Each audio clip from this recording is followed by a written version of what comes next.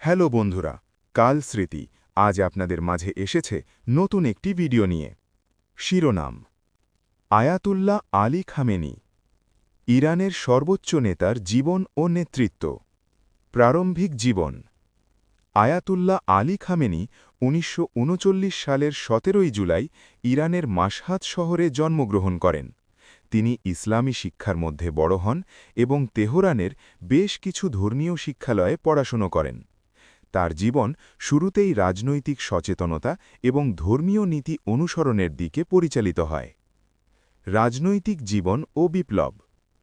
১৯৭৯ সালের ইরানি বিপ্লবের পর ইরান নতুন ইসলামী প্রজাতন্ত্র হিসেবে আত্মপ্রকাশ করে। খামেনি বিপ্লবের গুরুত্বপূর্ণ সমর্থক এবং ইসলামী আইন ও রাজনৈতিক ব্যবস্থার সমর্থক হিসেবে পরিচিত হন। ১৯৮১ থেকে ১৯৮৯ পর্যন্ত তিনি ইরানের রাষ্ট্রপতি হিসেবে দায়িত্ব পালন করেন।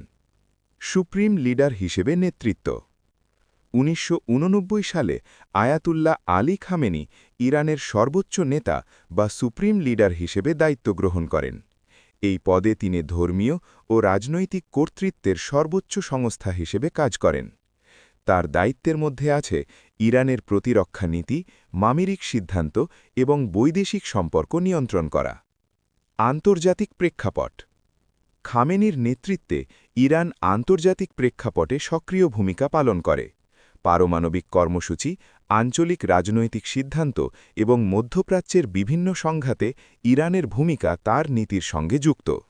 আন্তর্জাতিক সংবাদমাধ্যম এবং রাষ্ট্রগুলো তার পদক্ষেপগুলোকে ভিন্নভাবে ব্যাখ্যা করে থাকে।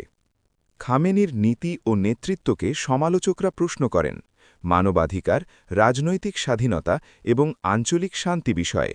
সমর্থকরা বলেন তিনি ইরানের সার্বভৌমত্ব রক্ষা এবং দেশের স্বার্থে কঠোর সিদ্ধান্ত নেন।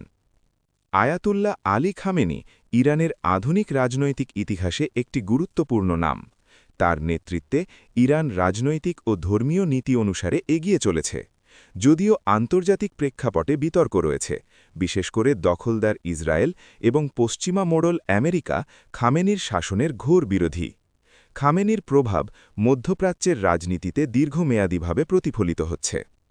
কিন্তু ১ মার্চ ২০২৬-এ আমেরিকা ইসরায়েল কর্তৃক অবৈধ আক্রমণে আয়াতুল্লাহ আলী খামেনি শাহাদাত বরণ করেন। খামেনি ছিলেন মুসলিম উম্মার আলোর দিশারি, যেখানে অন্যান্য আরব বিশ্বের শাসকরা ছিলেন নপুংসকের ভূমিকায়। ধন্যবাদ সবাইকে কাল স্মৃতি চ্যানেলের পক্ষ থেকে। কাল স্মৃতি ইতিহাস তুলে ধরে, ইতিহাসকে পিছনে নিয়ে যায়।